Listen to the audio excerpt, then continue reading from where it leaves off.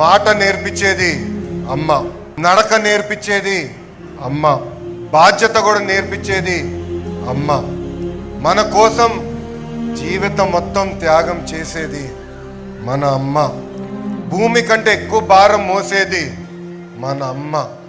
అందుకే తల్లికి వందనం పేరుతో తల్లి రుణం తీర్చుకునేదానికి ఈరోజు ఈ ప్రభుత్వం ముందరికెళ్తుందని ఈ సభాముఖంగా తల్లిదండ్రులందరూ తెలియజేస్తున్నాను. అంతేకాకుండా ఆలు నేర్పించేది ఉపాధ్యాయులకు ఒక స్వార్థం ఉంటుంది.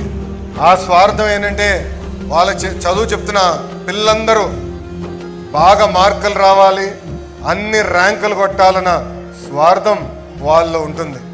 అందుకే ఉపాధ్యాయులను ఎప్పుడు చూసినా మనకి దేవుడు గుర్తొస్తారు. అలాంటి ఉపాధ్యాయులందరికీ పేరు పేరున నా హృదయపూర్వక నమస్కారాలు తెలియజేసుకుంటున్నాను.